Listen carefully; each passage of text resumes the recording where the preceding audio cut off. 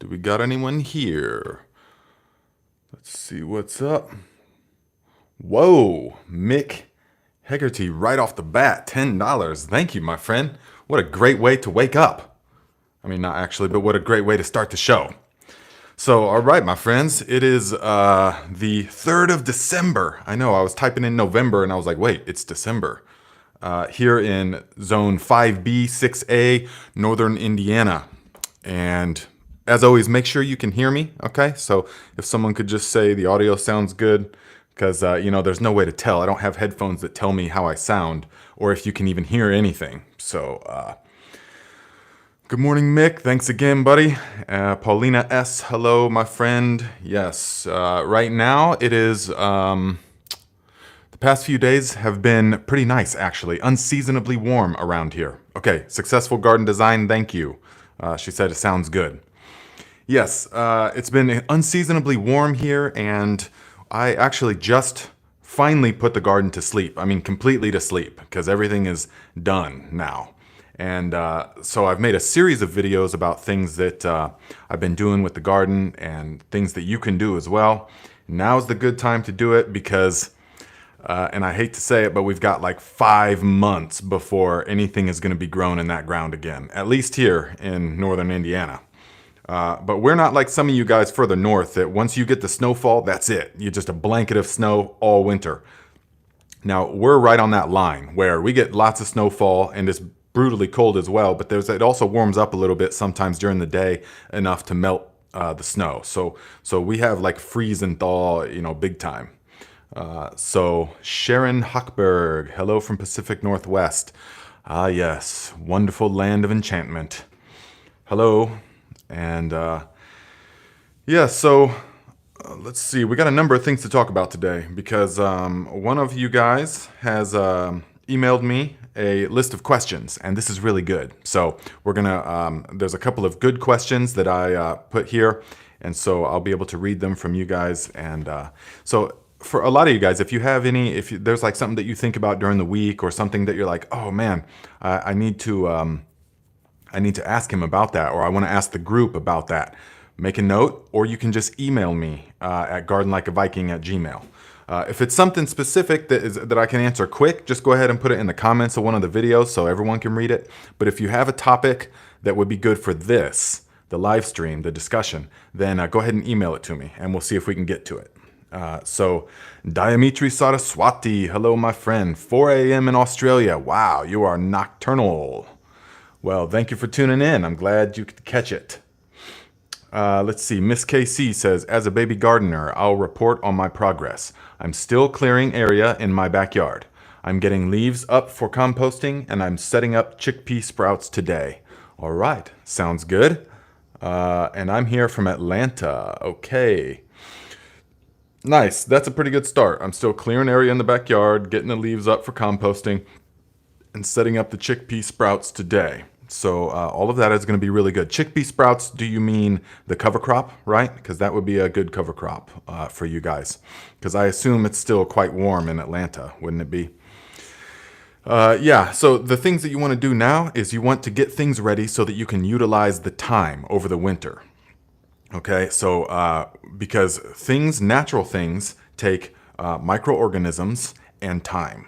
All right, so we want to utilize both of those. So we're going to put the leaves in the pile. We're going to pile manures, different kind of manures.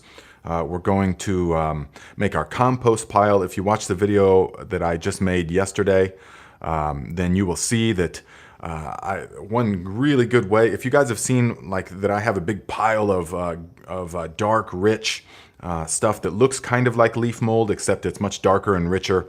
I use it for everything. This is what I do.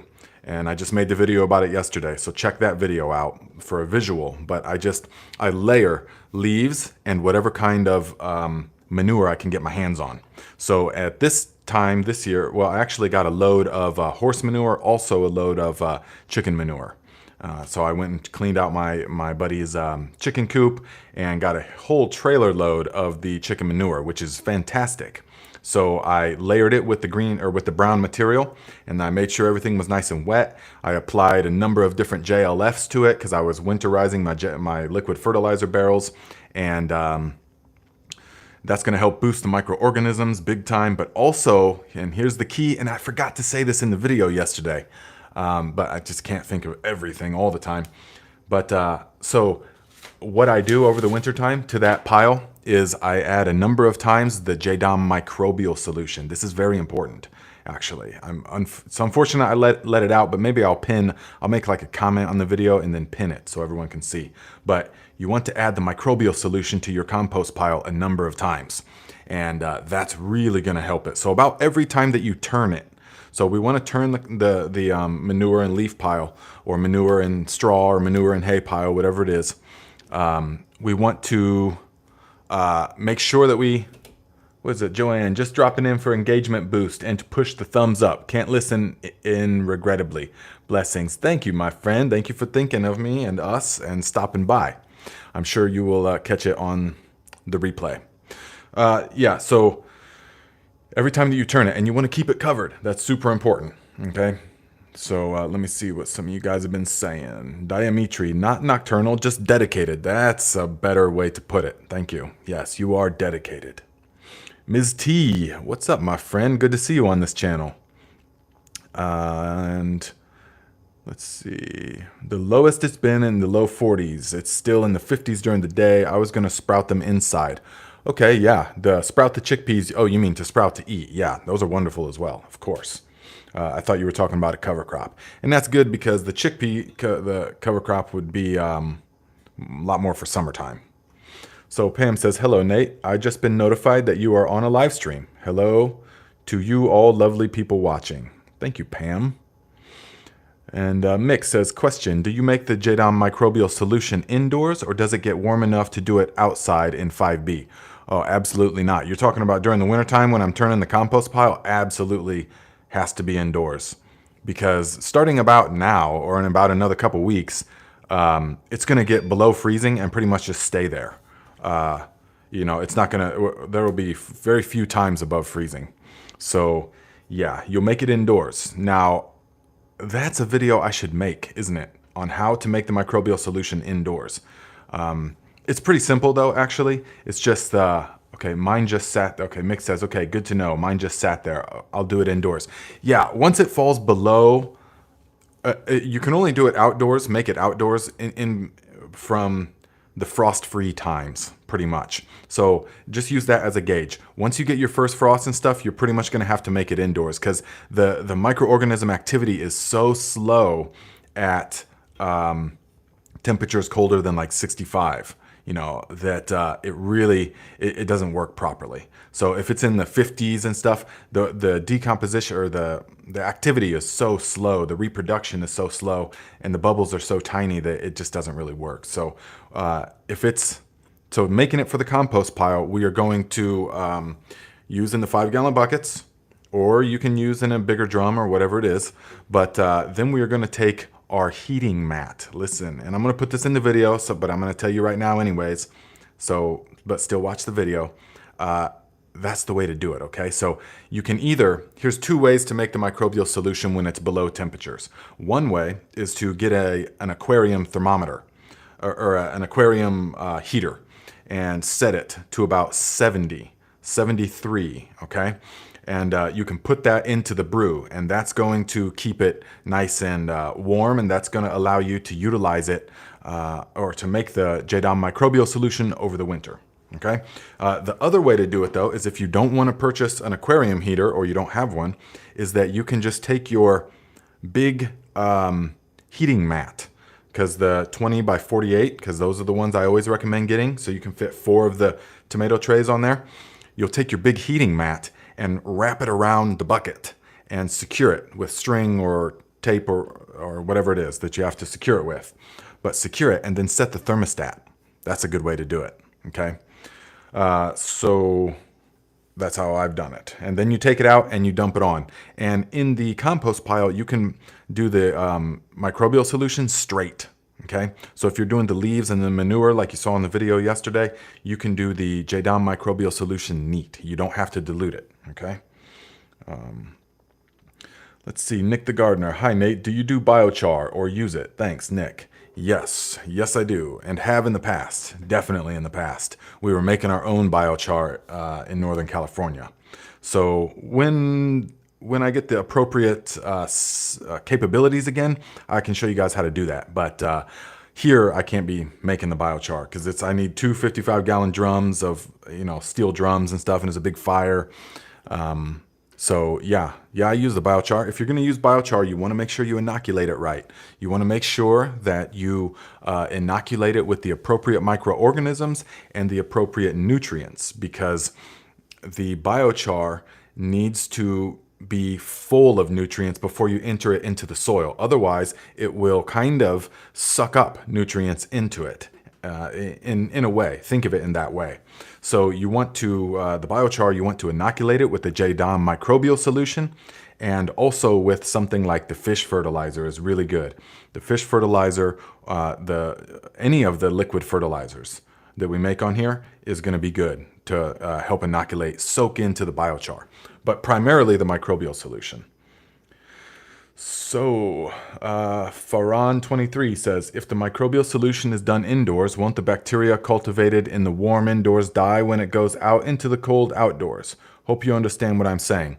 Yes, I understand exactly what you're saying. And it's not that sensitive, but that's why we're not pumping it up to, 85 degrees. We're just setting it at between 68 and 72 is going to cultivate those microorganisms that also can survive in the cold, no problem. And a lot of the microorganisms have a much broader range than people think that they do. It's like we tend to, the human mind tends to take something and dissect it into small parts so that it can comprehend it. And so we tend to say, okay, anaerobic microbes or aerobic microbes. Well, I'm cultivating the anaerobic, so what about the aerobes and all of this? But nature doesn't actually do like that, okay? Nature is much more robust. And so there is the anaerobic and the aerobic microbes most of the microbes can be both. They're conditionally or facultative anaerobes, and they can survive either in the presence of oxygen or without. There's actually very few that are strictly aerobic or anaerobic microbes, and it sort of has the same to do with the cultivation of the microbes and the temperature. So although they are very sensitive to temperature, but yes, you'll be just fine. And this is in all the JDOM literature, as far as if he says explicitly, if you cultivate the microbial solution at 68 degrees Fahrenheit, then you're also cultivating the ones that will survive in the cold. No problem. Okay? So that's my answer on that. Jerry, good to see you, man. Hey, all about the manure today. That's right. Yeah, you would have a lot of that and the good stuff too, because they're not all pumped full of chemicals, which is great. Nick the Gardener says, inoculation was my next question. I'm using vermicompost. I will make the JMS. Yes, you're using vermicompost to inoculate the biochar? Is that what I hear? Which, that's also good. That's also good. But nothing can replace the microbial solution, because we're using the indigenous microbes, and they're in a balance and diversity that's already accustomed to our freeze and thaw cycles. Now, the vermicompost, if you make it yourself, can also have some of that. It's still really good to use, but it can't replace the microbial solution, because there's a much broader diversity, and they're already attuned to our area. Okay, so this is very important. Let's see, Diana K. My winter rye is doing great. Thanks so much for the informative videos. All right, yeah, it's so cool, isn't it? Winter rye is something that it's like, even in the dead of winter, when everything else is just dead and all the trees look like sticks and stuff, you go out there and the winter rye is still vibrant green. It's not standing up anymore. It's kind of like laying down, but man, it goes right on, no problem, even no matter how cold it gets, especially if there's snow, because the snow insulates it. So it's actually really good. Let's see here. Get the likes up, people. Free quality info here. Thank you, Farhan. Farhan says, get the likes up. That means hit the like button, my friends. Yeah, always try to do that. If you want to help the channel out, always give the thumbs up and share the videos with anyone that needs the knowledge. If you're part of like a groups on Facebook or something, maybe they can use the knowledge. Or, you know, always leave a comment, you know, just share your thoughts, help people out. If they ask questions in the comments and you've got direct experience, give it to them. Okay. Not so much parroting information that you've heard that you haven't applied yourself. Because we're kind of not about that on this channel, not so much. But we are about stuff that we've experienced and that we know is for sure accurate. Or at least then we're upfront. We're saying, well, I read somewhere or I heard somewhere this and that, but I haven't tried it yet. But because there's a very big difference, you know, in experiential knowledge and theoretical knowledge. So while both are necessary, but information coupled with experience becomes knowledge. I think I said that right. And so if we just have information and we're just parroting information, then it's not really knowledge yet because we don't know based upon experience. So this is very important. Ms. T says, I grew some squash, spinach, mustard greens, and collard greens. I've picked from all the greens about 3 times. The squash are pretty much done for. It looks like the collards are still growing. Yeah, nice. The collards, they can take much cold, but I think you're in the south, pretty deep south, aren't you? So yeah, the collards can grow no problem.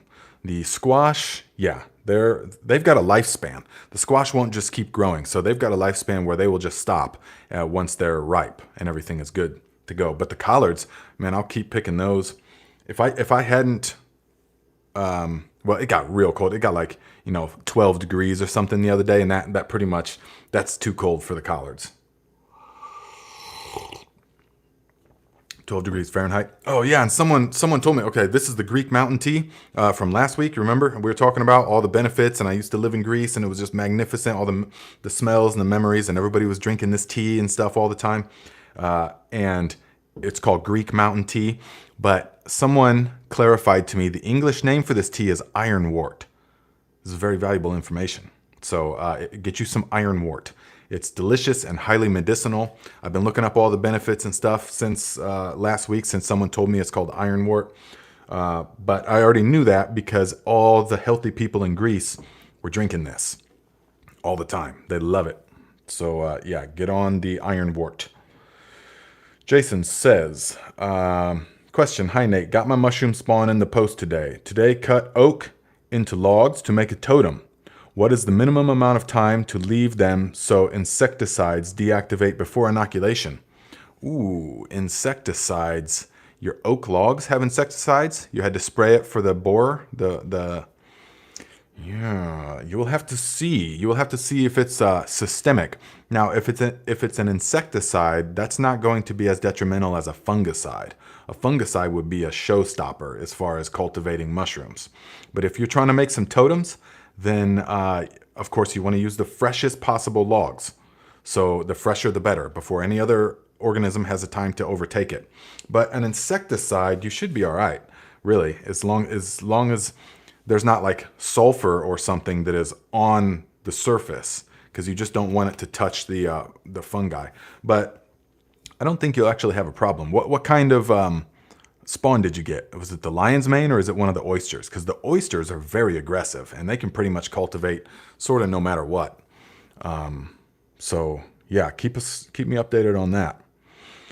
Hello, Ronald Bay says, hello, can you add JMS for making leaf mold?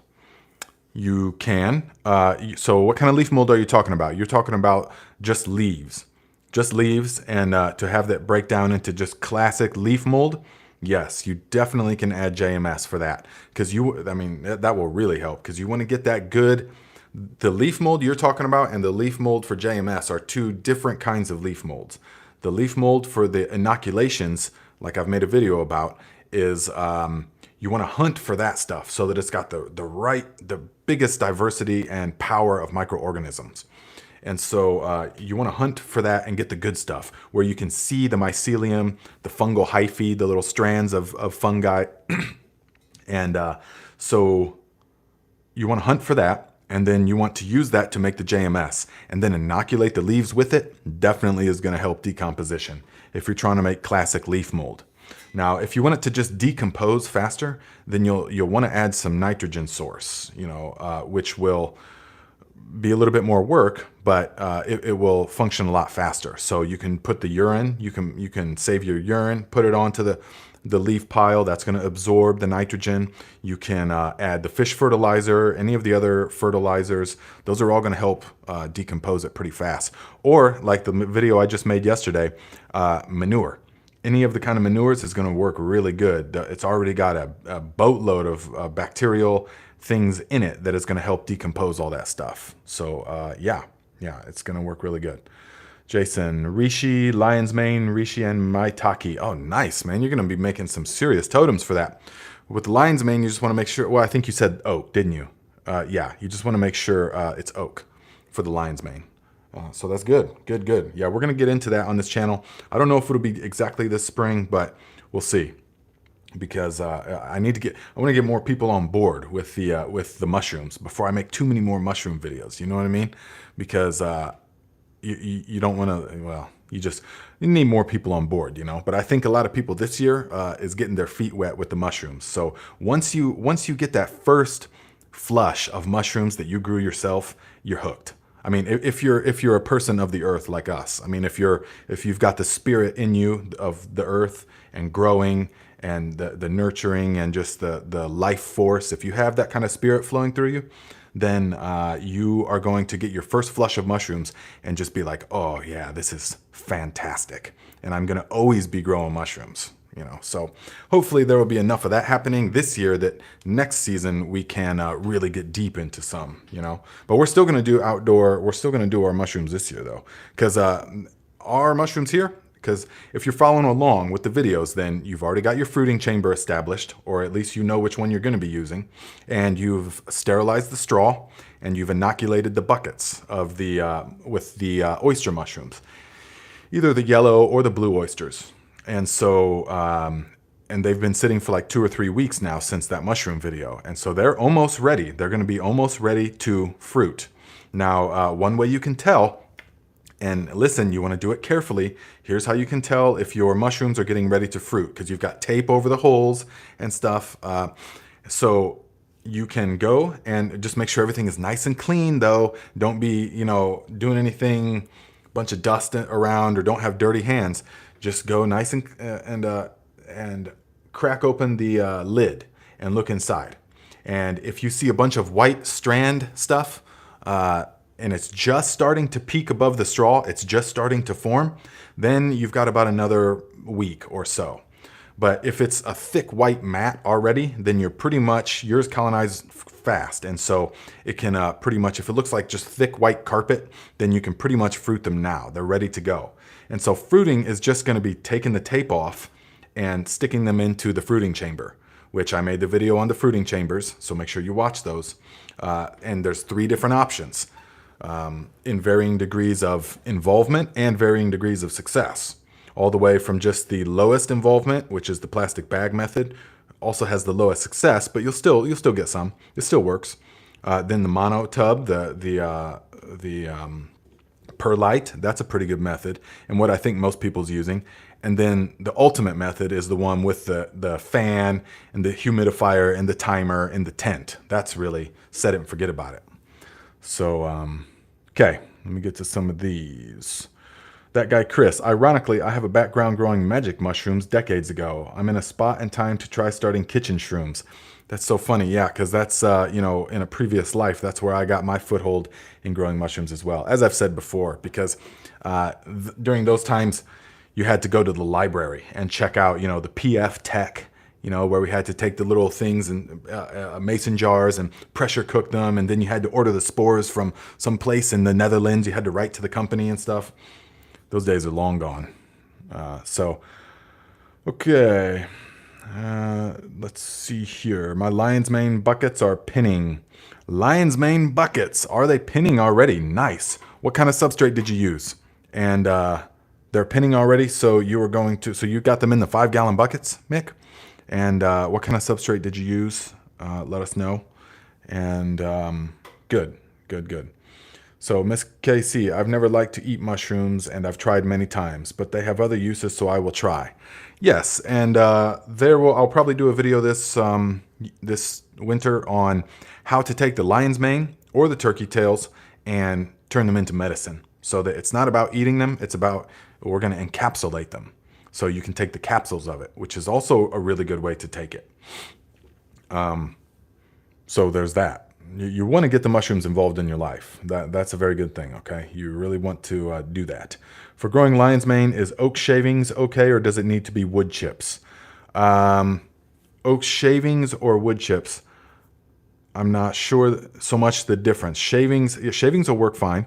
You're talking about maybe it's like an animal bedding type shaving or something, or from like a chainsaw maybe, if you're using a chainsaw. Yeah. Wood chips, you want them to be not like the big chunky wood chips, but like arborist. It would have to be like arborist wood chips. And use maybe you can sift it a little bit. Get some like chicken wire on a frame of 2x4s and sift it a little bit so that there's not the big chunks. And it's all kind of the finer wood chips. That's the ideal of oak for the lion's mane. Let's see. Curious, Shannon Legros, nice name.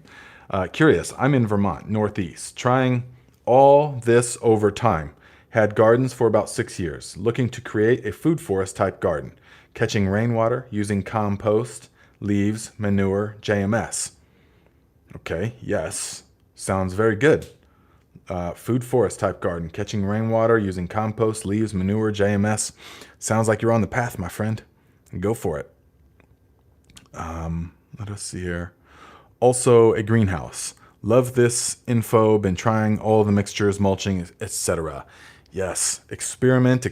Utilize as many different methods as you can, and it's all really beneficial because our plants and our bodies are essentially the same in the sense that you are what you eat, and a plant is what it eats as well.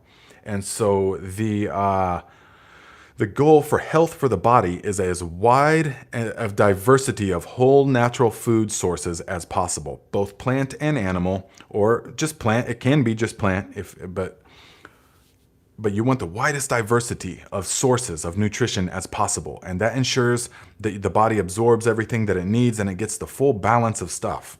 Okay, so the plants are the similar way. They want a wide diversity of sources of nutrition, not just one source, but a diversity of sources so that it will have everything it needs when it wants it. So that's why there's not just one type of fertilizer or one type of technique. It's a diversity of things.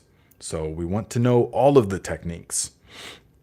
And this spring, we're going to get into a lot more techniques as well, because there were so many things when I was living in Northern California that I learned and that I observed and that I was a part of, and that I just cataloged in the back of the mind, like, okay. Because when you're obsessed with something and it's your passion and you're doing it day and night, then you tend to absorb a lot. And you tend to seek out all the little secrets and knowledge from all the people that are willing to give it. Hi, Nate. I know where black English summer truffles grow. Can I take some soil to cultivate at home? They are growing under a plum tree. I have a plum tree. I don't know. I don't have enough experience with English summer truffles to know, but I do believe that they need the root system. They're a type of like mycorrhizal type, I think, and that they only grow in harmony with the root system of a certain types of trees. So that's as far as I know about those. Let's see. Oak pellets best, then shavings and chips, and then sawdust. Yes. Oak pellets are very good as well. Now, the thing with the oak pellets is that it can get really dense. So it's if you're trying to grow them in buckets, it's the real fine wood shavings I've had better success with as opposed to the pellets. If you're growing in the bags and you're sterilizing it or you're adding more bran or something like that, then the pellets seem to work really good. But this year, though, I'm going to try again using pellets in a bucket, and we'll see. I'm just not going to pack it down. Okay, so don't let me forget to get to these questions. In fact, I'm probably just going to do it right now so that I don't forget, okay? So let's see. The friend here, one of you guys, emailed me some questions that she would like me to answer is Becky Knight. She says, I've made all the natural fertilizers. I often think, could I do this or that? But because I may not have a full understanding or remember what you've already stated, I hesitate to do something. For instance, I like making labs. Could I pour some of the labs into the barrel with my year-long fish fertilizer? What would that do? Okay, so that's a great question. And a lot of people have that kind of question. The labs are very popular because of the cheese and the ease at which we can make it. So, and I know I've said this before, but it's okay. Just repetition is the key. Okay, so you'll absorb it even deeper. If I've said it before and you've already heard it, doesn't matter. Just hear it again. That when we make a ferment with the leaf mold, we are trying to capture the widest diversity of microorganisms as possible. And so we are doing that and with the leaf mold that is already in our area. And those are microorganisms that are already accustomed to our exact climate, to the drought and cycles, and to the freeze and thaw cycles, all of that kind of stuff, and to the certain type of atmosphere. So many factors come into play with microorganisms. Science doesn't even understand them all yet. And so we want to cultivate the widest variety of those. And so when we use the leaf mold, that's what we're doing. But when we make the labs, we are actually only cultivating a very narrow band of microorganisms, the lactobacilli, which is actually a number of different types of bacteria, but it's all in the same sort of category. And so they're really good when we need to do things like ferment food, because we can eat the lactobacilli without any issue at all. So when we need to make sauerkraut or any of the ferments, or the labs, we're utilizing the lactobacilli because they digest the starches and the sugars, and they create their byproduct is a type of acid that makes the environment inhospitable to any of the spoilage bacteria. And so that's why sauerkraut can last so long, or kimchi can last so long, because the lactobacilli have consumed a lot of the material, and they have created an environment that is inhospitable to mold and stuff like that because of the pH. And so all of that is great when we're doing stuff that we're going to eat. But when we are trying to make fertilizers, we want that huge diversity. And so we never add the labs to any of our barrels of fertilizers, other than the fish hydrolysate, which is not JDOM.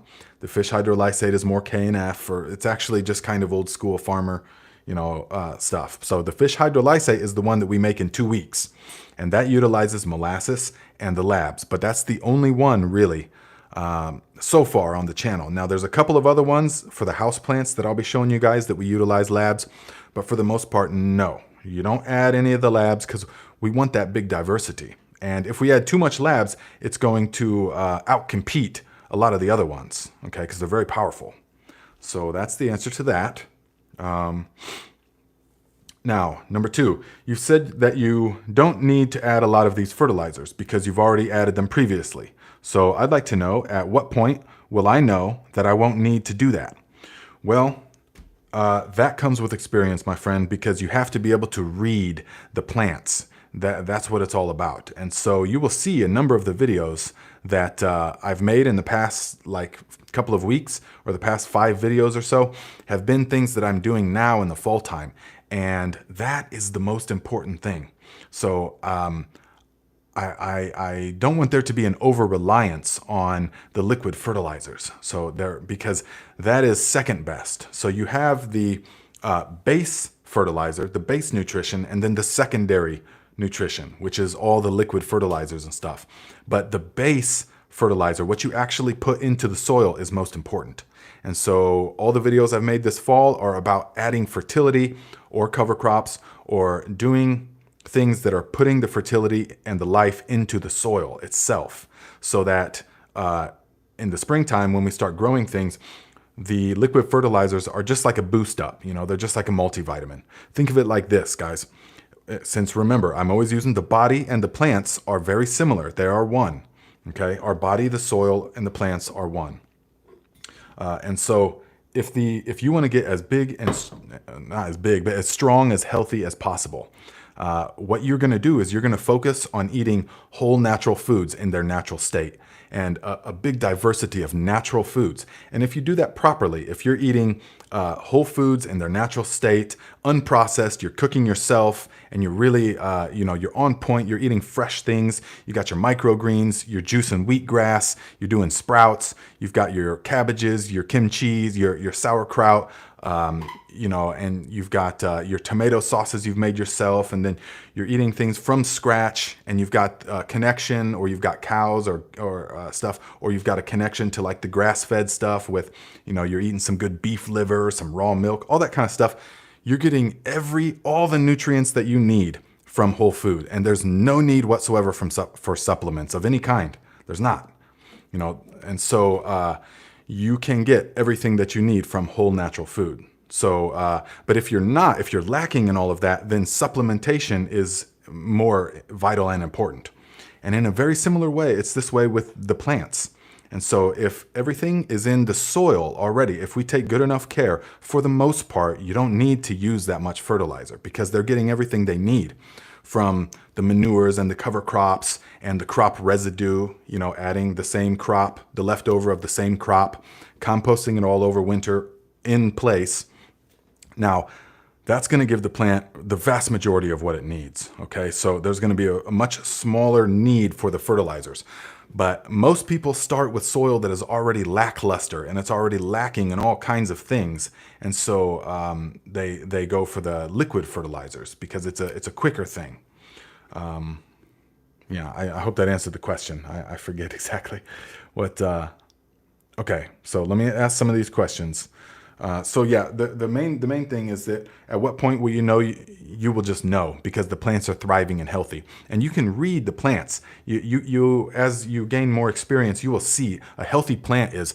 It just has a look to it. It's vibrant. It's got a shininess to it. The leaves are proud and happy. The plant looks proud, and the colors and the insects don't really attack it.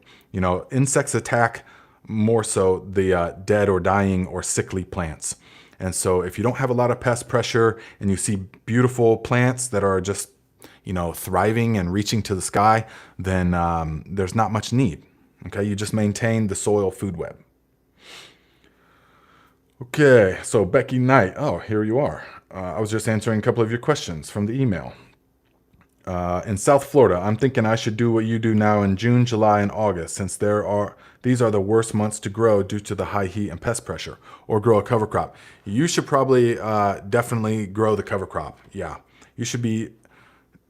Ideally, you could just be doing cover crops and crops, because you can be growing year round. So if you really want to get into it, we should do a consultation, through the Zoom meeting, because then we can talk about what cover crops and what your rotation would have to be like. But since you can grow year round, should just be doing cover crops and crops, cover crops and crops, and, switching it all up. Okay, there's not much need for dumping on organic matter because you're going to have the living roots in the ground. Sharon says, thank you. This is so informing. When to know about liquid fertilizer. Yes, absolutely. Very important. But now all of that being said, though, about the base nutrition and stuff, most people's base nutrition is not yet on point. So you will want to add plenty of the fertilizers. Okay, but you definitely... but just go by the way that the plant looks, and that's what it's all about. And maybe I'll try and make videos on that in the future. But see, I developed this over a number of years of really high stakes gardening in Northern California, where failure was not an option, just not an option. And so I had to spend hours every day just observing the plants and adjusting slightly the nutrients and the feed that they were getting and the conditions, the atmosphere, and all kinds of things like that. And so that's how I got to fine tune these skills, over those 7 years in Northern California. So, Atmospheres, oh, that's a cool name, says, spent my Friday night watching your old vids. Just discovered you a week ago. Great channel. I like how you blend biology and chemistry together. Thank you very much, my friend. Thank you for the positive energy. Yes, it's so much of the modern type of growing is fed by the industrial ag complex, and the industrial complex is owned by chemical companies, and heavy machinery companies. And so they will give to the farmers the methodology that we currently use, which involves massive amounts of chemistry, chemicals, and heavy machinery, because obviously that keeps the farmers dependent on the companies, so they're making money. But it didn't always used to be this way. It used to just be a lot more of all the farmers made their own stuff, all their own inputs. They made it all themselves, and they grew a number of different crops and had a number of different kind of animals. Each farm had all of this, and they ate everything that they grew. And most people were farmers, more or less. So yeah, all of that has really changed now that the chemistry came into it, and that's what we got to get away from, because the chemistry is destroying the land. The chemistry is completely destroying the fertility of the land, and the land is going to eventually just stop giving. It's going to say, okay, look, I'm willing to give you everything that you need. This is what the land is saying. Look, I'm willing to give you everything that you need. I will support your life in every way. You just have to treat me right. Just don't abuse the shit out of me like you're doing. And so if you do that, though, I will have to stop. I will have to stop giving to you. And that's about where we're at now. The land's just like, okay, this just is not working, so we're going to quit yielding for you guys. How about that? Then we'll see how you want to treat me, okay? Because then it's going to get real serious. So, Damascus Weaver, where were you in NorCal? Yeah, I know, buddy. A place, without getting too specific, we'll say outside of Garberville, on the west side of the 101. In that area, I lived in Shelter Cove as well in the rainy season. So yeah, where are you at? Let's see here. Straight up urine on your compost. Yeah, you can add that. Definitely add urine onto the compost. Not a problem. 1 part urine, 20 parts water, to clarify. What is it that you are talking about, that guy, Chris? Urine separates after a freeze thaw. Still fine to use, just shake it well. 1 to 20 water to urine. Okay, so I guess I missed what you're recommending. But Billy Bong says, please, sorry, off topic. What homemade fly spray can I make? Tried 1,000 things, nothing working. Got a bad case of crazy flies. Guys, do you have any suggestions for our friend here, Billy Bongan, that of a fly? Now, what kind of fly? You talking about fruit flies in the soil, or fungus gnats, or like house flies? What kind of flies are you talking about? And do you guys have any solutions for him? What are some homemade sprays that you have used that are effective for flies? Let's see. Grizzly Adams, will human urine be okay if it freezes and thaws? How often can it be used due to its high nitrogen content? Yes, it can freeze and thaw, no problem, and it can be used quite often. Now, the best way to do it is to ferment it first with some of the leaf mold. I made a video on that called urea fertilizer, because that ensures that everything is broken down sufficiently, both any kind of chemicals that might be in the urine, and also the types of ammonia have converted to a better form for the plant. And so it's best to ferment it that way, but you can also just use it fresh as well. If you're putting it on the compost pile, it can go straight. If you're watering it with the plants, like the guy says, that guy Chris, 1 to 20, yeah, with water. So can you tell how you went from traveler to gardener? Yeah, that's a really long story, so we won't get into it here. But yeah, I think you've been watching my other channel, so about the traveling. Yes, and that is, we are actually only, on that channel, we are only 1 year in to the 10-year odyssey. So there's still so much more. It's just, those videos take a lot of time for me to make. They're fun to make and they're great to make because they're like artistic expression, and I'm acting out all kinds of stuff, and I'm putting pictures of my traveling and all that. Back before you could just take a billion pictures of stuff, but they take so much time to make, and I'm just really focusing on this channel and doing all kinds of stuff. I got a lot of stuff to do, but I definitely want to make more of those because, man, the story gets unbelievably crazy. I mean, unbelievably crazy, to the point where it's just so overwhelming I can hardly even write a book about it. And I know that sounds like, what are you talking about? It's for real, guys. But yeah, someday it'll all come out, someday it'll come out. Do you have any natural tips? Do you have any natural tips on dealing with gophers? We have a ton and they're decimating the garden. Guys, Mike D is asking, do you have any tips with the gophers? Now, didn't we determine that fruit flavored bubblegum, like bazooka or something like that, or the fruit stripe, didn't we determine putting that into the holes is going to work for them? I think that we did. Or was that for the voles and the moles? That might have been for the gophers, you kind of have to go like that, target practice. Or maybe some kind of a dog, you know. Let's see here. Damascus said, if you're from around Garberville, you know your stuff. Lots of great growers up here. Oh man, for sure. And that's exactly where I, learned all of this was from. And that's why I try to tell people it's a hub. That part of Northern California, Southern Humboldt and stuff, and all of Humboldt, but is just a hub for like the world center of like cutting edge growing stuff, because it was all so high stakes, and it's like you have to grow, and the plants that we grew there are so responsive, and so yeah, it's just wonderful. It was a wonderful learning ground in so many ways. But unfortunately, or fortunately, that time came to an end. You know, so thank you. I've made those fly traps. They work, but need to keep hundreds of off my face while I try to garden. Okay, what kind of flies are you talking about? Are you talking about like black flies, the biting flies? Okay. Grizzly Adams, can urine be added to raised bed, frozen soil, and expect results? What do you mean results? The urine's going to go into there and it's going to stay. Or, I mean, it will, yeah, add it. But actually, if you're using the urine, one of the best things is to put it into the compost, because it's almost a pure nitrogen, and so you want a leaf source. You want a brown source, like dry, like straw is pretty good, but leaves are the best.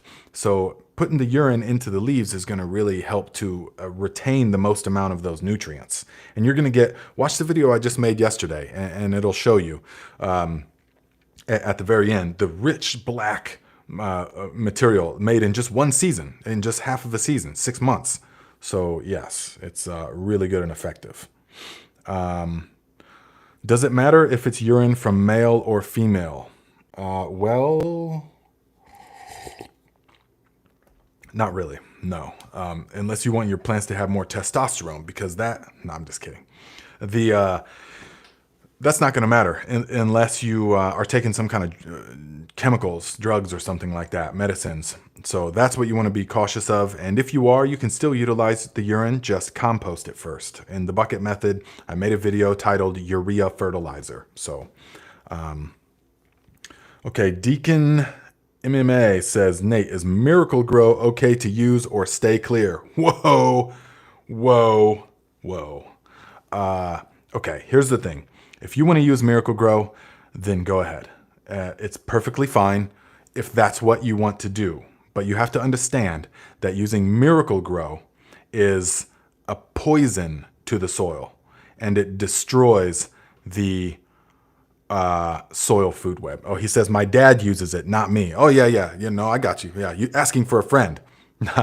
I got you. But I'm just saying right here, okay? Those kind of things, let me explain real quick why, all right? Because the way that the soil food web works and the way that nature has evolved for billions or however long of time is by something goes into the soil. So a fish cannot be absorbed directly by the plant. Manure or bone meal or leaves, none of that can be absorbed by the plant. It first must be digested by the bacteria and fungi. And then the other soil organisms, the nematodes and protozoa, will eat the bacteria and fungi.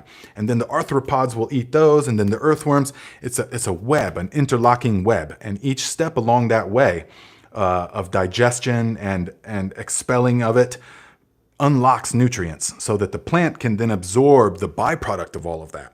And that's how the plant has developed its relationship with the soil food web. That's how the plant gets nice and healthy. Now, chemical fertilizers, which have only been around since the Green Revolution type, in just a few decades, or a handful of decades, not the blink of an eye on a biological scale. Those chemicals have been designed in a laboratory utilizing things like oil, petroleum. They're all petroleum based for the most part. They've been designed in a laboratory to be already in a chemical form that the plant can absorb. And so it bypasses that entire process of the soil food web, and it goes directly to the plant and it feeds it, but it doesn't feed it wholly. It doesn't create food that is nutrient dense. Okay, but more importantly than anything, it starves out the soil food web because it can't eat any of that. Not only does it starve and kill the soil food web, the actual salts of Miracle-Gro is highly irritating to the skin of things like earthworms. It destroys the life in the soil and it makes it inhospitable for the soil food web. And so what that does, cleverly enough, of course, is that it creates plants that are dependent on more Miracle-Gro because there's no soil food web. And after repeated uses of things like Miracle-Gro or Grow More or any of those, Master Blend, any of that kind of chemical stuff, the soil becomes less and less able to sustain life and able to produce nutrient-rich food. And so, of course, you have to continue to use more of these things. And this is by design, of course. It's a brilliant business model if business was the only aspect instead of destroying the soil, the soil is far more important than any business ever could be because everything depends upon the soil. So there is a brief version of my rant proclamation on that. So if you just know that if you go down the road of Miracle-Gros and all that stuff, you have to continue doing that because you're killing the soil food web and you don't have that power behind your back. Now, that being said, a lot of the old schoolers, a lot of our grandparents and stuff, well, I'll just put Miracle-Gro on it. It grows great. Now, yes, and that works. And you will see the stuff is real big and huge and colorful and it may even taste okay. But that's absolutely 100% unsustainable in every way. So yeah, you can do it. And we could do that for a couple generations. Sure.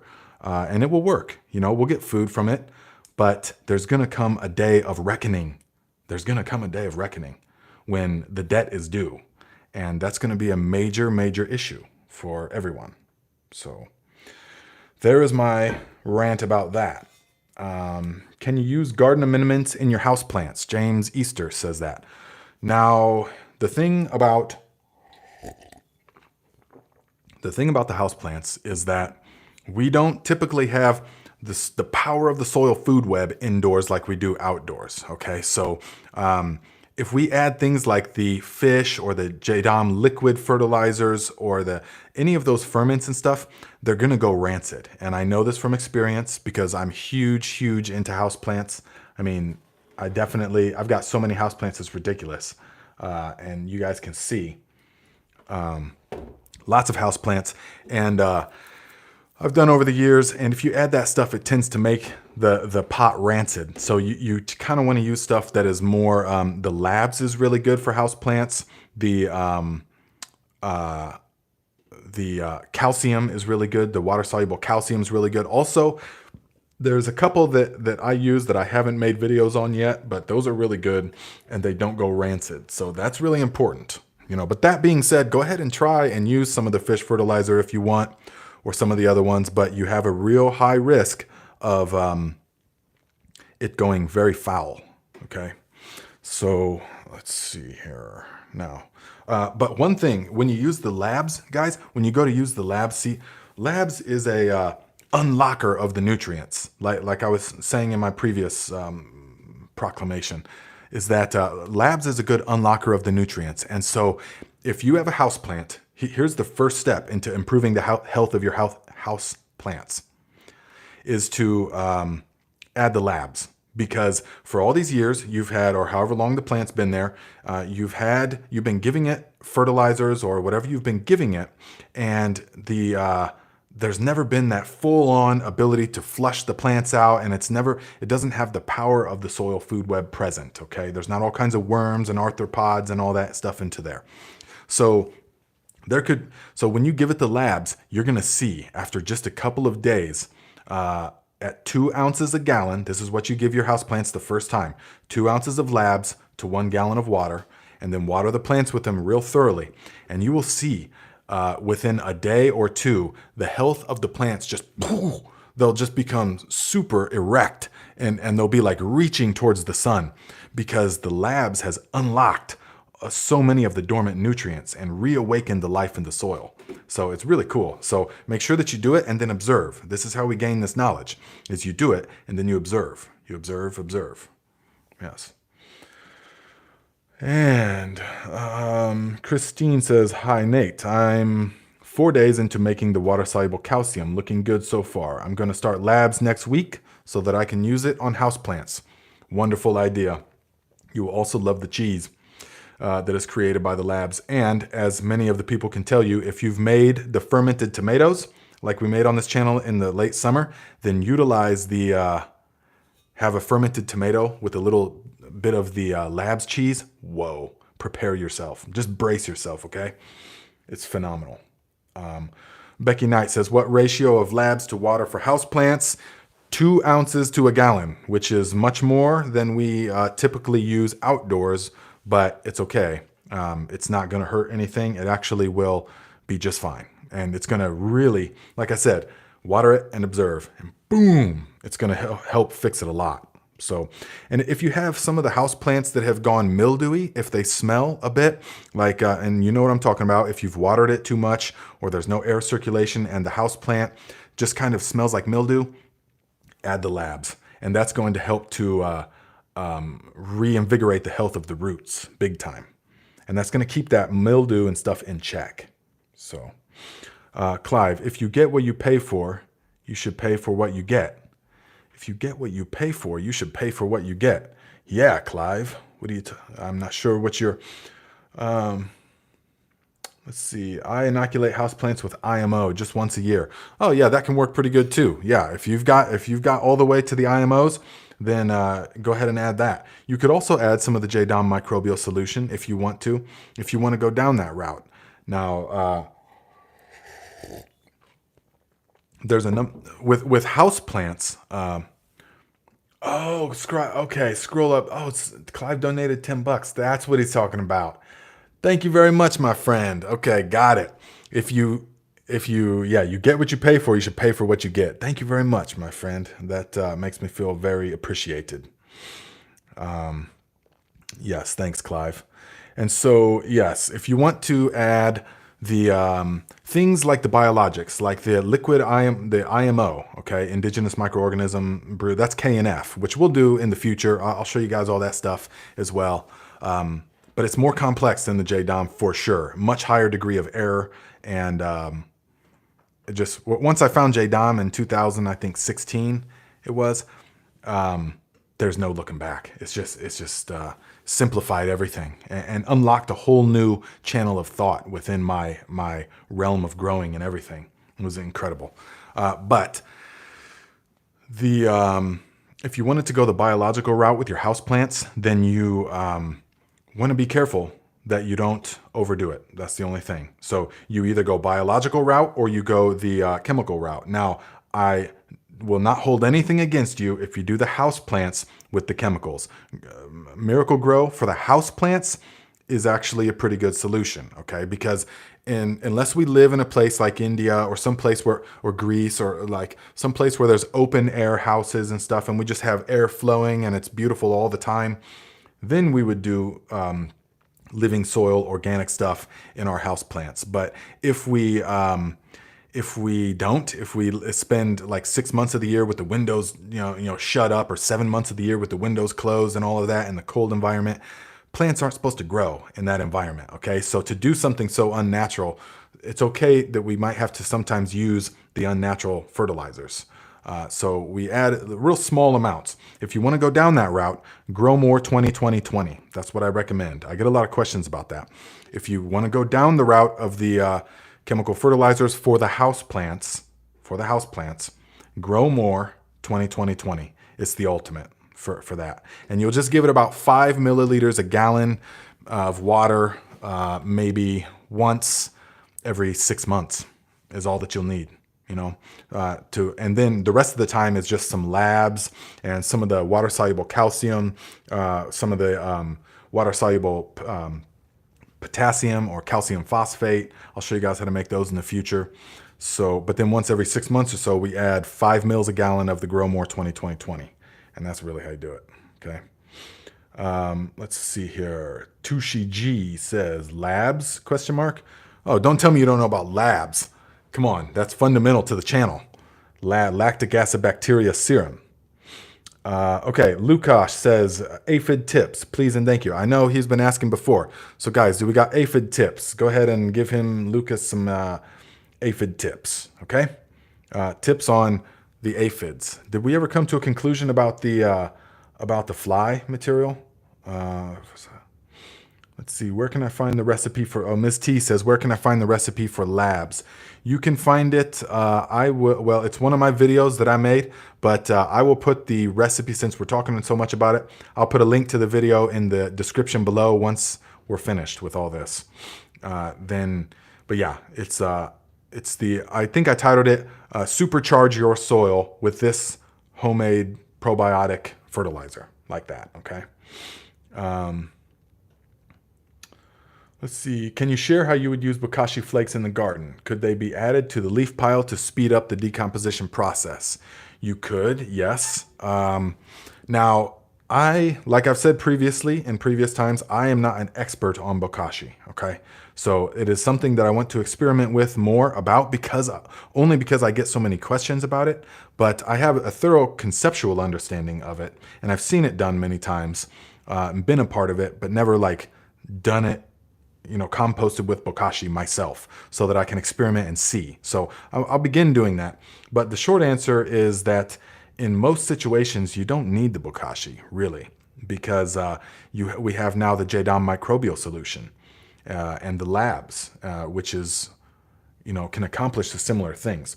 So if you're making the JMS, you're not going to gain anything by adding bokashi to your compost.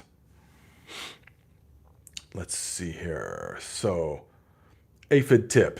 Linnea says, they won't attack healthy, high-brix plants. Get your soil in good shape. Yeah, that's ultimately number one. Of course, that's ultimately number one, is to get the soil in good shape. So, Ms. T, lactic acidosis bacteria serum. That's right, my friend. Okay. Yeah, so aphids. Guys, if you... And I know I haven't made the video yet, but a good thing that you want to use is the JDOM wetting agent. And that alone is enough for the aphids, okay? So I am going to make it soon. I know, though, my potassium came in, so I'm going to be making it pretty soon. But the video, the labs is going to act as it's going to dissolve any soft-bodied creature for the most part, okay? So if you want to really supercharge it, okay, here, now I'm going to whisper this into the mic because if you want to supercharge it, okay, do 1 ounce of Castile oil soap per gallon of water, okay, either the JWA or Dr. Bronner's, like a peppermint Dr. Bronner's, something like that. 1 ounce a gallon of that, and then 2 teaspoons per gallon of, is it 2? Yeah, 2 teaspoons. Yeah, 2 teaspoons a gallon of sodium hydroxide. Okay, lye. Now, test it first to make sure. You could even do 1 teaspoon just to make sure that everything is still good and it doesn't damage the plants. But that is going to, you mix that up and you spray that on to the aphids, and within minutes, all the aphids will be dead. I guarantee it. Okay, so, but don't be spreading that recipe around. Okay, so. But only use it when you absolutely have to, okay? So, let's see. Worms love bokashi. Never seen them go crazy. Okay, cool. Well, I look forward definitely to utilizing the bokashi. And then I'll know for sure. So we'll have this conversation next year at this time. And then I will know because I'll be using it and experimenting and learning a lot by doing it. Hey, can I use soluble calcium for vanilla orchid? Yes. You absolutely could use it. I mean, I have not myself grown the vanilla orchids, although I've gotten a number of questions on this. But the main thing is if you create the soil, the condition that is thriving, then yes, absolutely. Unless, are you talking, is it indoors? Yeah, well, yeah, it probably is indoors. But yes, you can use the water-soluble calcium. You can use any of those things on the vanilla orchid. I would utilize the fish fertilizer for one, definitely, especially during the growth cycle. Let's see here. Lorraine says, does that recipe work on white flies? Yes, that recipe that I just gave you guys will work on any soft-bodied creature, period. Okay, that's why I'm not promoting it, but since you asked, it will absolutely melt any soft-bodied creature. So brace yourself for that, but test it on the plant first because it's potent. It's super potent. Some plants don't like it, so test it on the plant, but for the most part, it won't damage the plant at all. Okay. So let me see, let me see some of these other questions. Let me see if I answered the remaining of this. Okay. I have about 80 feet of full shade garden. That was my first one before making a full sun garden. I'm truly amazed at the turnips and lettuce and Everglade tomatoes that are thriving in the full shade, and carrots. What other veggies are you aware of that will thrive in full shade? Full shade is a bit complex. So you are in South Florida, though. You have to understand this. Full shade for us in the further north can be much different. It can be much weaker. But full shade, any of the leafy greens, for the most part, will grow in full shade. Chard, Swiss chard, is a great one. Swiss chard, any of the lettuces, spinach, mustard greens, even collard greens, all that kind of stuff. But the things that don't work in the shade are if you're trying to grow for the root or the fruit. So, well, you've had good experience apparently with carrots, but that's because you're in South Florida. If I grew carrots in the shade, full shade here, I would not get good results. But anything that you're growing for like the fruit, like a pepper or a tomato or an eggplant or something, those are not going to do good in the shade. All right. But anything that is in the, that you grow just for the leaves, that's going to be ideal. Okay. Deacon says you can buy ladybugs. Yes, that is a possibility as well. You can buy ladybugs. But the thing about ladybugs, see, in Northern California, I used to buy those, thousands of them, and release them in the greenhouses, because we had all these greenhouses right next to each other, 80 feet long. And, the greenhouse is 100 feet long. The beds were 80 feet long. And so I would get these things of ladybugs, and I would release them. And for like 2 or 3 days, it'd be swarming with ladybugs. I mean, the whole greenhouse was flying all over. They were flying we had solar powered fans and stuff. And there's a ting, ting, ting, ting, ting, ting, ting. I mean, just thousands of them all over the place. But then after a few days, none. They were all gone. And I don't know what happened to them. But it's the old timers were telling me that doesn't really work like that. It seems like a good idea if you have a massive infestation of the aphids. But if you don't have a massive infestation of the aphids, they don't have anything to eat. So they're just going to go away. And that made sense. So I was like, oh, okay. So I released like 500,000 or more ladybugs, into the wild. So that's cool, I guess. Oh, okay. Ms. P says, ladybugs are like cats. They decide where they want to be. Okay, yeah, that's a great analogy. Okay, because the cat, you can't make it do anything that it doesn't want to do. It's, oh, come here. Hey, come here. Pfft, yeah, right. The cat's just looking at you like, what? We don't have that kind of relationship. I do what I want, obviously. So, okay, that must be the same with the ladybugs. Let's see. It's me. Nice. Donation. Yes, it's me. Thank you very much, my friend. $3. Nice tip. And it's, let's see. I can't read on what your thing is. I wasn't going to read it out loud, what your picture says. Okay. Can you, Damascus Weaver says, can you collect leaf mold from conifer forest material for leaf mold recipes? I have a few acres of mainly Cal incense cedar, ponderosa, Doug fir, old growth area. Oh man, that sounds beautiful. Works well in compost normally. Yes, absolutely.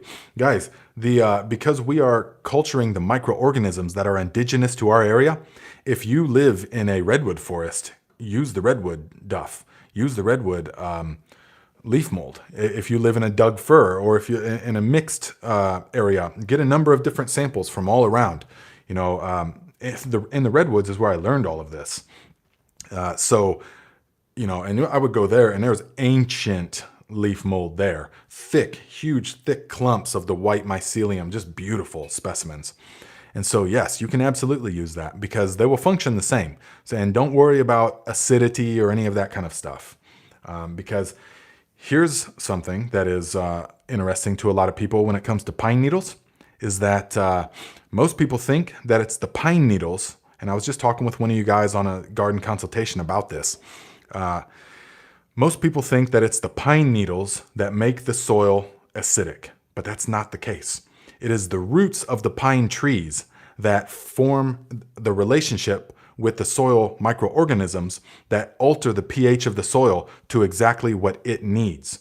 Do you understand? So it's not, most people think that because the soil around pine trees is acidic. Yes, but most people think that it's in the pine needles, but it's not. It's because of the type of microorganisms that the roots of the plant have attracted to create the right pH that it needs. That's why pHing our soil is not important at all, except for in super extreme cases. But for the most part, don't ever worry about pHing your soil or any of that kind of stuff, because that is more chemistry gardening. That is industrial ag type gardening. That is the mind of man thinking that it can improve on what is already perfection. And so the root of the plant will create around the rhizosphere, the area around the root, the exact pH that it requires. Okay, so that's what you need to know. Okay, Ms. P, $5. Thank you, my friend. Let's hit the like button for Nate. Yes, let us hit the like button, please. So this is very good for the channel and all the videos. Remember to hit the like button and all that kind of stuff. You know, I tend to not say that all that much just because you guys know the deal. I mean, you know the deal, and I can't stand those channels that's constantly like, okay, you watch a video, you click on the video, and 5 seconds into the video, and guys, let me remind you, go ahead and like the video and subscribe. It's like, well, what do you mean? I haven't even decided if this is even valuable content. How am I going to like it? Or how am I going to subscribe? This is the first video I've ever watched. Why are you wasting time with saying all this in the very beginning? It has to be like at the end. Like, okay, if you feel like you've gained something from all of this, then let's reciprocate, you know? So that's more my philosophy of it. But maybe it doesn't grow the channel as fast as it should, but I don't, that's not that important. Okay, so electroculture, never heard of it? And now you got me curious. Mike D says, definitely check out electroculture. It's an ancient practice proven to work. Busy Girl says, Doug fir takes forever. Yes, takes a long time. It definitely takes a long time. Successful gardening design. Oh yes, I'm just starting to experiment with electroculture. Would love your take on it. I'm ready for your electroculture video next. Okay, well, you'll see then. If it's, I don't actually have a lot to say on electroculture. I'm just gonna be straightforward about that. I had looked it up a number of times, and then I understood the philosophies, but I can't even recall exactly what that is right now. So, yeah, I'm not going to probably be making a video on electroculture because I am not an expert on it. So, aphid tip. If you spray weekly with maintenance solution, brown rice vinegar, fermented plant juice, and OHN, plus water-soluble calcium, pest insects can't digest the plant tissue and leave. Okay. Well, yeah, and that is the KNF. And so, guys, we'll be getting more into KNF in the future, but the base is JDOM. But once you get the base down and stuff, if you want, or in certain environments, definitely if you're in the tropics more, KNF is very useful, very useful. But it's a whole different thing. KNF is for people that are a lot more into the like mad scientist kind of stuff. They like making all these little potions and stuff like that. I mean, we do too here in this type, but it's even amped up way more in KNF. And you're using tons of sugars in KNF, which is, you know, we don't grow sugar around here and stuff. So it's another purchased input. There's pros and cons to all of it. But I'm definitely glad that we've started with all the JDOM type and also stuff that I've just done myself. Because like I said, in 2016 or whatever, when I found the JDOM, it was like, maybe it was 17. It was, it like unlocked a whole new channel, a whole new perspective, a whole new way of viewing the systems that I was seeing. Because before that, I was all about, I'm growing the plants and I'm, adding this for the growth cycle and this for the bloom cycle and then this and then this. And it was all so many chemicals and I was doing so many different things, adjusting pH constantly and all of this. But once I was exposed to the JDOM philosophies and then practiced them, it just unlocked a whole new way of looking to nature first. And once I started doing that, then I started communicating with more of the old schoolers that have been doing that. They just didn't call it JDOM, It wasn't like coined a term yet and stuff. It's just like old ways of doing things. So yeah, and then now that's where we are. So going back to pH discussion, do you recommend anything special for blueberries? Now, not necessarily, no. I mean, I am not a blueberry cultivation expert though, I will say that. But ideally, the blueberries, everyone says, yes, blueberries like acidic soil. Yes, they do. But that's because the blueberries will create the soil acidity over time. But that will take some time. So what I would do for blueberries is to make the JDOM microbial solution, because if there is a wide diversity of microorganisms present, then the plant will be able to create what it needs. So it will be able to draw upon those microorganisms that it knows will create the acidic type of environment that it needs, okay? But that being said, the blueberries is one of those things that is like a specialty. If people have been growing blueberries a long time, go ahead and chime in or whatever. Put some things in the comments. If you're viewing this after the fact, go ahead and put in what are some specialty things that you do for your blueberries that have had great success. Okay, not things you've heard, but things that you've done, and that could be very valuable to some of us. But it's a plant like any other, so it will function in the same way with the soil food web.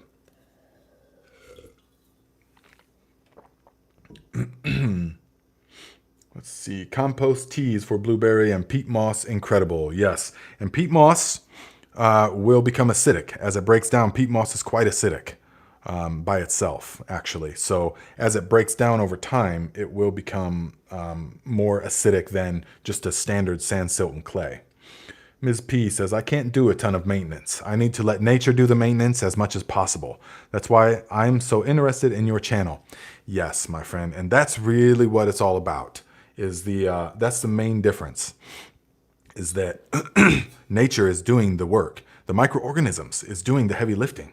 And so we just have to not work against all of that, by dumping on the chemicals like I described in the first part of this about the Miracle-Gro and all of that. If you didn't hear my Miracle-Gro rant, please go back after this and watch it because I feel like that's very valuable information and something that I may make a video about in the future. Definitely should.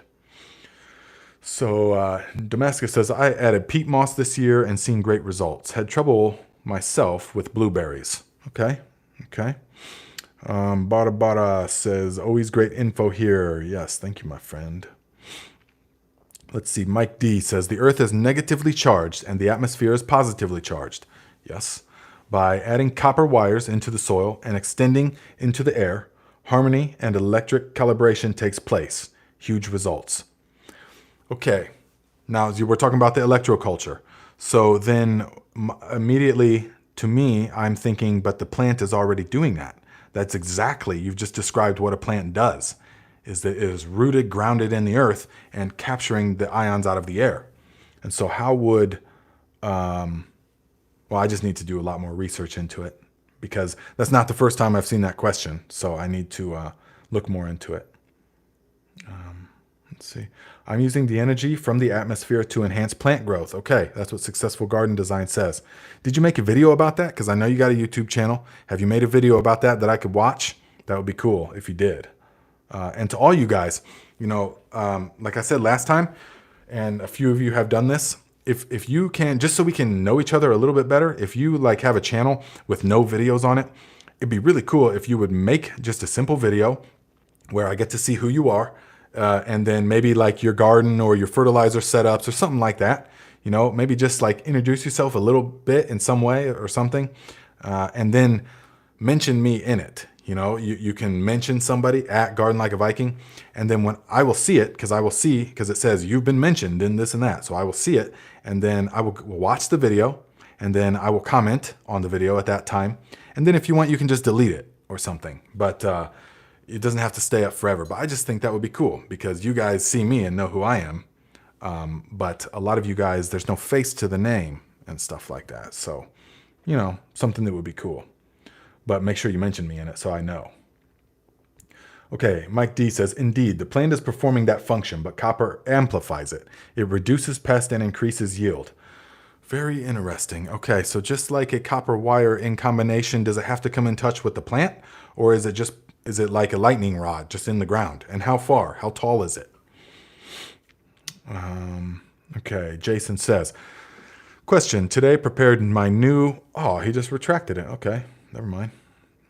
Do you ever do a vid on your seed starter soil mix? I will. This coming spring, I will definitely do that. Video on the seed starter mix. Yeah, because we're going to be doing the soil blocks.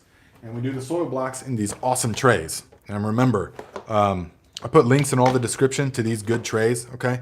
And these are, and I'm not affiliated with this guy, but Bootstrap Farmer, these trays are awesome. Because I've been using these kind of trays, but those flimsy ones for so many years. And these are as heavy as like 10 of those flimsy trays. These are going to last a long time.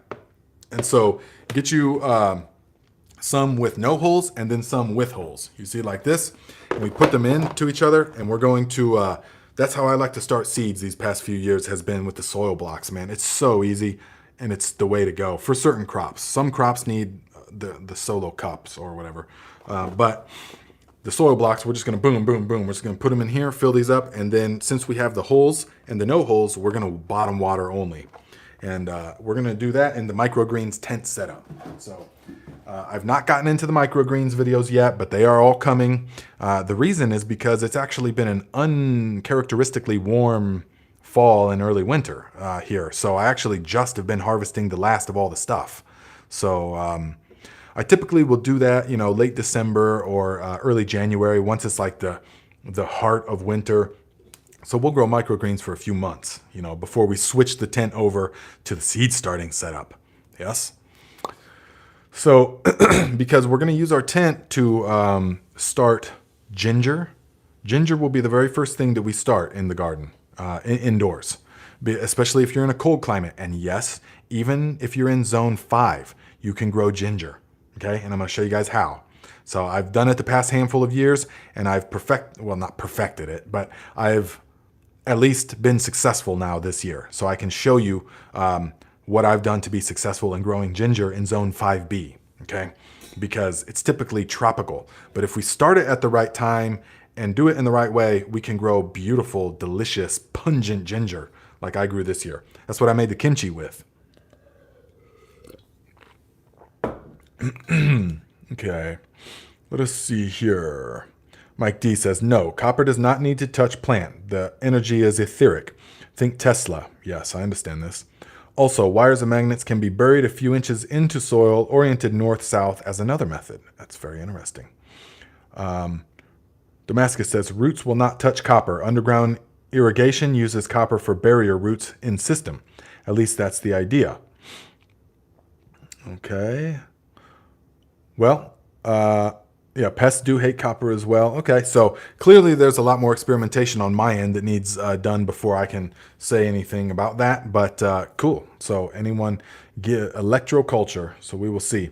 But there also comes a point when, you know, your stuff is like super thriving and healthy already, and the pests aren't really messing with it, and it's nice and erect and praying up towards the sky, and it's just deep in color and rich in flavor and very odoriferous. If it's meant to be odoriferous, then it's like, you know, it's already as good as it gets, you know, the natural way.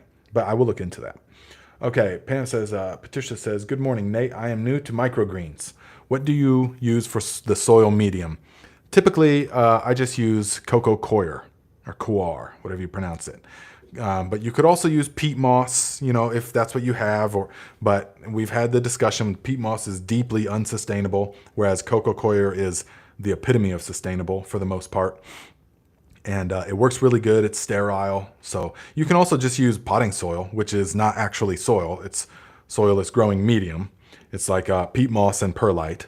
But you can use that as well. But the best, because we're only doing it for a short amount of time, the best just some coco coir is all we need. Okay. I truly feel this is the new wave of knowledge is coming into the collective consciousness. Oh, absolutely, my friend. I feel this way too. And pests do hate copper. Okay. Roots. Now, let me see. So there's a few more things that Becky says, can I grow mushrooms outside in Reading, Cal? Love your show. Reading. That's funny. Yeah, absolutely. My goodness. Are you kidding me? There's mushrooms all over the place in Reading. Copper, how big? Yes. So you just have to understand. So you have to look at the natural cycle and see that during the summertime, everything gets so bone dry that it's very difficult. And there's not mushrooms typically fruiting at that time in Northern California. So you will want to do it over the winter time. The fall, winter, and early spring is ideal for growing mushrooms there. So yes, you definitely can. But you almost don't need to cultivate them. They just grow so wild there. At least in my experience in Southern Humboldt, they do. So let's see. We're approaching the end. We're approaching towards the end. So yeah, I just wanted to remind you guys, if you guys wanted to get someone a gift, this is a really good, and I'm not affiliated with any of this, and I'm just recommending this to you. That this book has been awesome. I mean, I do breathing techniques and exercises in my life all the time anyways, and this has really been an eye-opener in a lot of ways. As far as the science behind it, but then also it was my first introduction to the importance of chewing, and it's really good. So it's and in light of that, or in combination with that, you get the person the tears of Hios. It's a type of tree resin that is very, very hard, and you chew on it, and so it really it stimulates chewing or simulates chewing. And you can feel it all in the face muscles and everything. It's really incredible. So if you got someone, and as soon as they start reading the book, they'll see why you got them this. And this would be a fantastic book for someone, or a gift, Christmas gift, for those people that, are like into self-improvement or into learning things, or, those kind of people. So someone made a Mike D, $5. Thank you, my friend. And thank you for the stimulating conversation about the electroculture. Dimitri says, soaking ginger overnight in a light soapy water helps store-bought ginger grow. Really? That's very interesting. I get it from the co-op, and so it's, I don't think had been sprayed with any kind of inhibitor, sprout inhibitor, but what dilution rate of soapy water? Let's see. I got ginger in a pot, growing well even now. Yeah, that's really a good way to do it. But what I found is ideal is to add to sprout the ginger in its own little pots first for a number of months. And then we'll plant it out and finish it all outside so that it can get that time where it can really harden up the skin. This is important, okay? And Crystal, $10. Thank you, my friend. You've been very supportive lately. Are you back in town yet? What's going on? Yes, thank you for the donation, my friend. And let's see, it's exciting. This lost knowledge, yes. Just prepared my new garlic bed from old composted horse manure, oak leaf mold, and sprinkled wood ash on surface. You mentioned sulfur, ideal fertilizer for garlic. Eggs any good? Have sulfur? Eggs do have sulfur, yeah, but there's no need to use the eggs. They don't have the right amount. I mean, if you wanted to, you could. Yeah, you could put them in the soil, crush them up. I used to do that with tomatoes. I would add a handful of, I would dig a hole in the tomato. I would dig a hole about 2 feet almost, and then add like a half of a fish, a chunk of a fish, a handful of coffee grounds, and 2 or 3 whole eggs, and just throw them in there so that they break. And then it's 2 feet deep, and then I'll put about 6 inches of soil on top of that, and then I will plant the tomato plant. And so it's still buried 1.5 feet. and it's 6 inches of soil in between all that stuff and the roots of the plant. And man, that grows down there, and the community of microorganisms that it attracts grew the best tomatoes, man, really good. And you barely have to do anything else to the tomatoes. So I know that works really well. But for the garlic, I would typically make the J-Dom sulfur and use that, because that will go evenly all throughout the soil, and that will help to keep the white rot and the allium problems away. And that's what we want. So let's see. Dimitri says, very mild, just a wash to remove any chems. It's a good idea. I'll probably try it this year. Becky Knight says, thank you for answering my questions. Yes, no problem, my friend. Great show, bud. See you on the next one. Love the information and the channel. Keep on trucking. Thank you very much, Damascus Weaver. And okay, guys. So we will see you guys next time. And if I missed any of your questions, ask them next time. It will be the same place, same time, 12 noon Eastern time. That's New York time. And we do this every Saturday. And we haven't missed a beat since we started doing them. So we're just going to keep this momentum. And I appreciate you guys. And have a good rest of the day, my friend.